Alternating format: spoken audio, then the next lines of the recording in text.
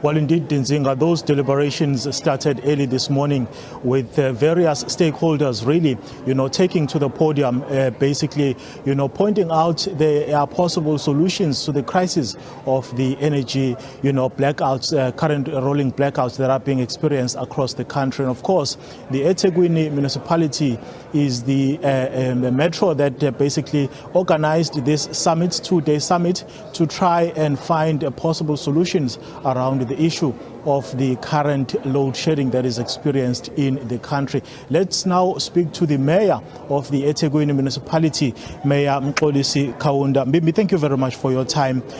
When one looks at this gesture, would you say that it's going to bring about practical solutions, or perhaps it's just one of those talk shops? Indeed, this Energy Transition Summit is aimed at bringing different people from different stakeholders, key industry players, cooperatives and social enterprises to come together and also present our energy transition strategy as a city and the plan. We have developed a strategy which is now backed by a plan with clear timelines. We are saying by 2025 we would like to see ourselves starting to generate at least 400 megawatts in the city, which is composed of 100 solar panels and 300 gas generation. So we ascertain that our plans will be yielding positive results, but the galvanization of support from all stakeholders, especially business, to apply a service delivery model of PPP, where we work together as all partners to change the situation that we are faced with. So definitely it's given that when we look at 2025, we are anticipating that we need to move ourselves from the over-reliance from the grid, from ESCOM for 20%, 2030, 40%. By 2035, we should be in a position to actually generate and be independent as a city. We have put some ideas in place which are also coupled with the budgets attached to that. I'm sure, Mayor, you are in touch with the business sector with regards to the impact that the current rolling blackouts are having on their businesses. What are they telling you?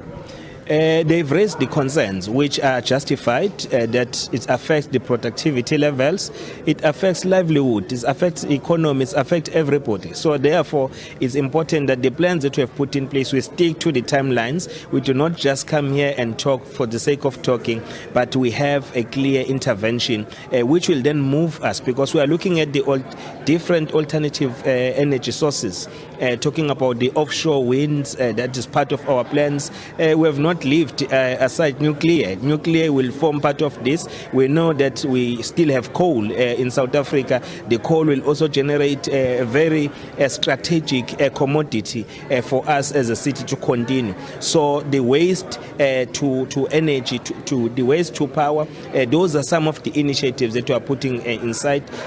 Hydrogen sources, they are also part of the plans. So if we work together, firstly we need to remove the fears that whenever you talk about government always talk but not doing.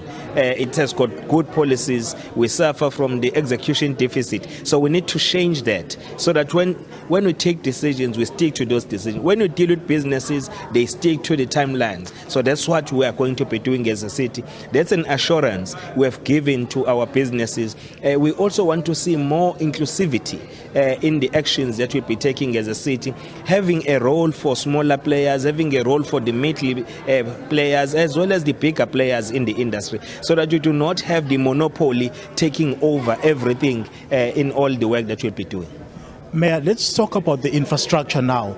That is very crucial when you speak about the issue of the energy mix, sourcing different energies. As the city, what sort of infrastructure have you already begun to put in place to ensure that, of course, we utilize these alternative energy sources that are available? Already we have identified 30 projects in motion. Those projects, people are experiencing their interest in those projects.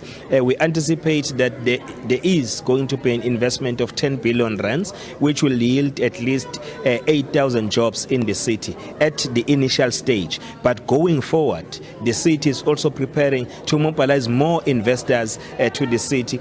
We also estimate that at least by 2035, we'll be reaching an investment of around 324 billion rands, which will further create jobs and opportunities. We do not want our people only to get jobs, but we want them to participate in the economy, also dictating the factors of production, what needs to be produced and how that will be produced and how it's going to go to the market. So we are going to work very closely with the provincial government, taking advantage that South Africa is part of BRICS. So looking at the opportunities that BRICS and its regional bank is presenting to us as Africa. So we are going to take those advantages and many other funding sources that are made available, infrastructural funding and other funding that the government of South Africa has made available for cities to try and roll out this program. And we anticipate that if we work together, these plans can start generating a change that we envisage,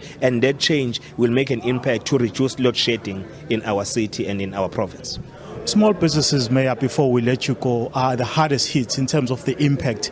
And many of them are forced to close down during the issue of load shedding, and some of them are even struggling to survive because of the issue of load shedding. Is there anything that the municipality can do to try and cushion them, perhaps whilst all the processes that you are talking about are still being, implemented?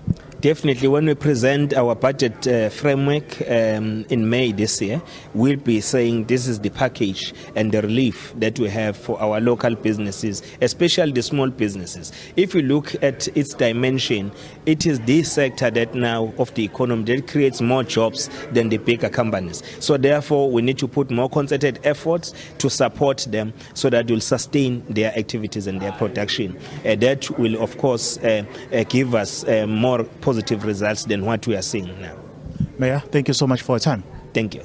Well, that's the eThekwini Mayor, Mr. Mxolisi Kaunda, unpacking some of the perhaps possible solutions to this crisis of the current rolling blackout here in the country. And of course, the two-day summit started today.